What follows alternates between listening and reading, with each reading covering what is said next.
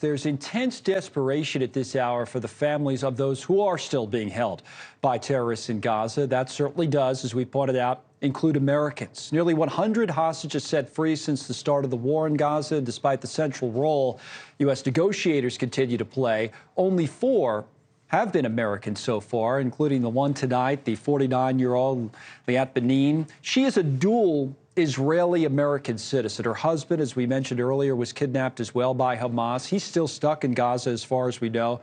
This comes as new word tonight that even more resources are now heading over to the Middle East. This time, one of the government's most seasoned hostage negotiators, the special presidential envoy for hostage affairs, Roger Carstens, on his way. He joins the CIA Director William Burns. Later this week, Secretary of State Antony Blinken as well, both working to free Americans in the area.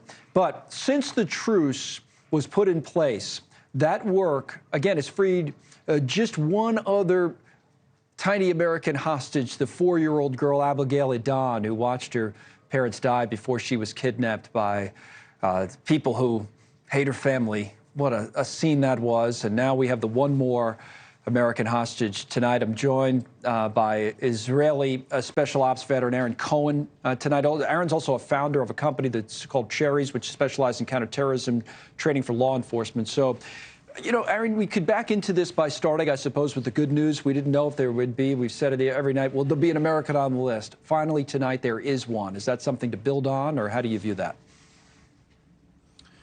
Well, Connell, here's where I'm at with all this. Obviously, getting the hostages back, which I've said multiple times over the last 50-plus days, has always been Israel's first priority. We're in the business of rescuing our hostages.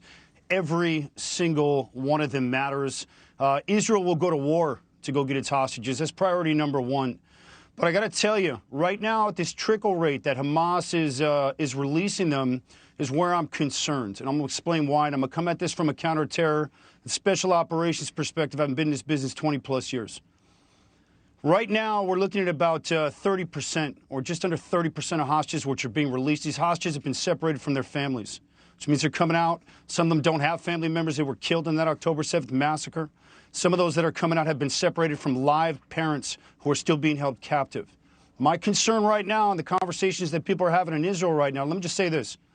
Bibi's got a good handle on this right now. He understands this conflict very well. He comes from our general staff, special operations unit. He's one of Israel's finest.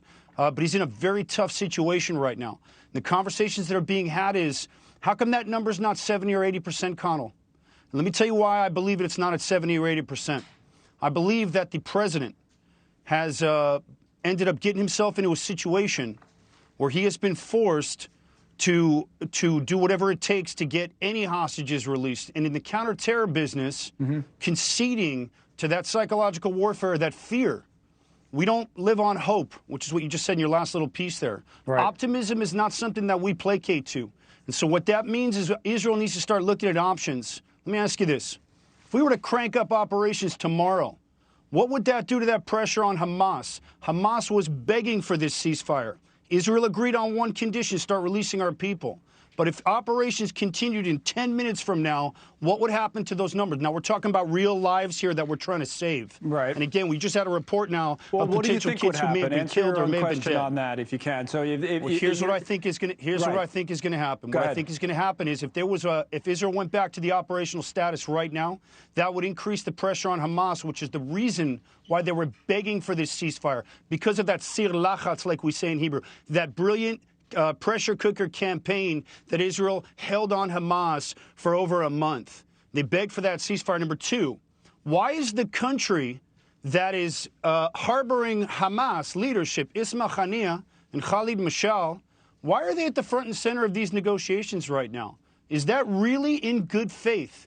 Number three, and this is where I come out, this is my final piece. Right. Maybe it's time for Israel to start looking at capital punishment for 2 very high-level terrorists we've been keeping in our prisons in Israel.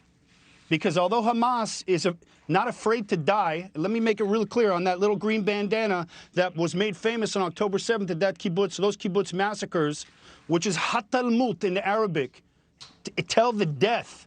While they may not be afraid to die, I can assure you those fat cat leaders in our prisons and sitting in Qatar are more than afraid to die because they're nothing more than gangsters. So it might be time to start reframing the leverage, which I feel has been lost. Thanks so much for watching. Go to joinnn.com to find NewsNation on your television provider.